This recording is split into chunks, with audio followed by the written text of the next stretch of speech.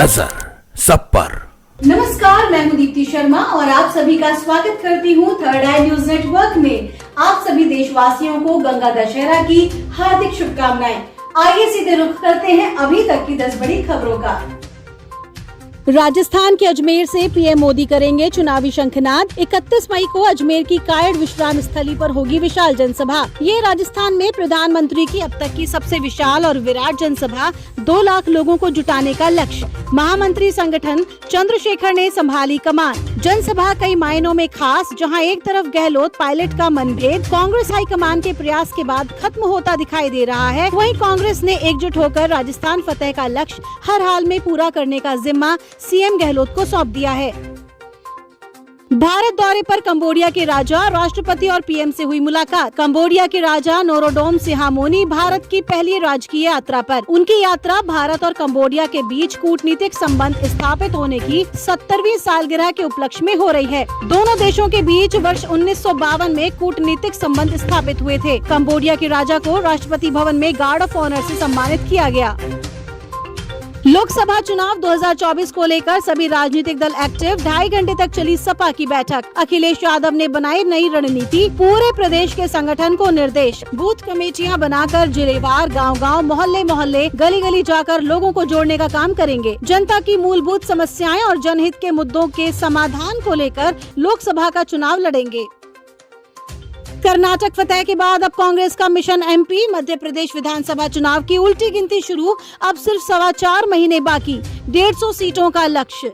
पूर्व सीएम और PCC chief Kamal Nath के कंधों पर चुनाव की बागडोर। दिल्ली में मीटिंग के बाद कमलनाथ ने मीडिया के सामने नपे-तुले शब्दों में दिए बयान से साफ कहा कि जनता के बीच कांग्रेस बतौर पार्टी बनकर नहीं, बल्कि राज्य के ज्वलंत मुद्दों को लेकर पहुंचेगी। राहुल गांधी ने कहा कि सभी एकजुट होकर चुनाव लड़े। गुटबाजी की बात सामने आते ही संबंधित नेता पार्टी से बाहर हो जाएगा।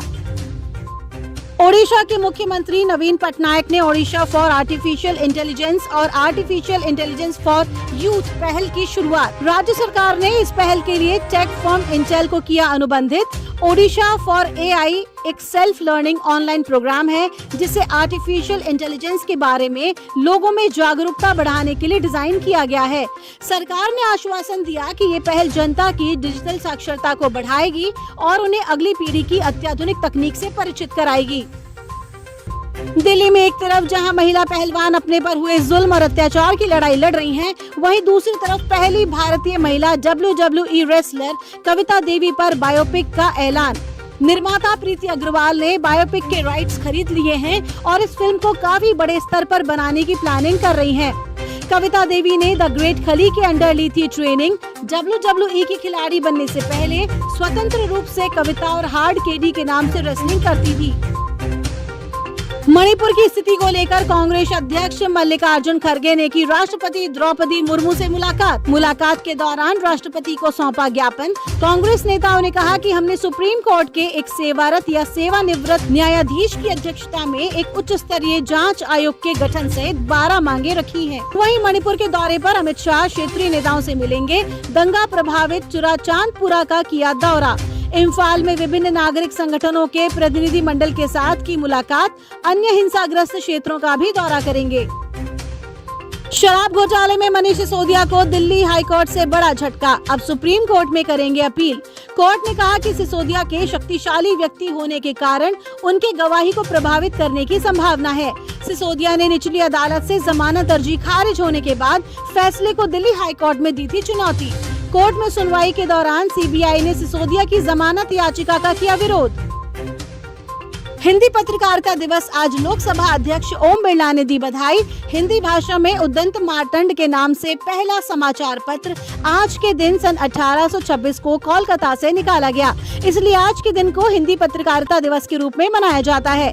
वहीं राजस्थान में सर्वशक्ति मित्र मंडल फाउंडेशन ने धूमधाम से मनाया छठा स्थापना दिवस। इस अवसर पर सम्मान समारोह का भी हुआ भव्य आयोजन। फाउंडेशन के राष्ट्रीय अध्यक्ष श्री सुरेंद्र पारासर, संरक्षक नटवर लाल शर्मा, डॉक्टर SS अग्रवाल द्वारा किया गया सम्मानित। ब्रिजभूषण शरण सिंह के खिलाफ प्रदर्शन कर रहे पहलवानों का ऐलान, हरिद्वार में अपने मेडल गंगा में कर देंगे प्रवाहित। धोनी ने 5वीं बार जीता आईपीएल का खिताब और रिटायरमेंट पर कहा, अगर आप मौका देखें तो रिटायरमेंट की घोषणा के लिए ये सबसे अच्छा समय है। मेरे लिए सबको धन्यवाद देते हुए रिटायर होना आसान है, जबकि 9 महीने कड़ी मेहनत करना और एक काम और आईपीएल सीजन खेलना मुश्किल काम है। सीएसके के चाहने वालों से मुझे जितना प्यार मिला है, उनके लिए एक और सीजन खेलने का तोहफा होगा। आखिर में चलते चलते आपको दिखाते हैं एक वायरल वीडियो, जिसमें पिया तू अब तो आजा गाने पर दादी माँ ने कितना जबरदस्त डांस किया है। आइए देखते हैं।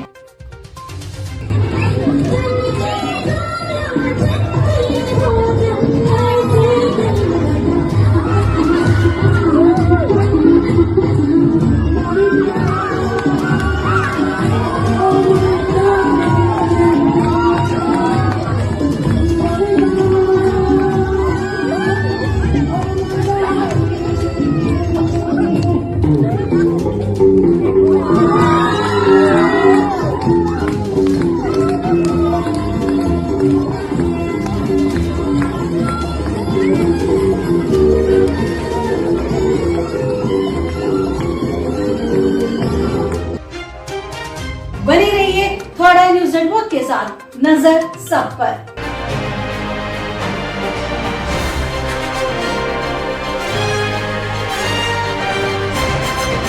नजर सब पर।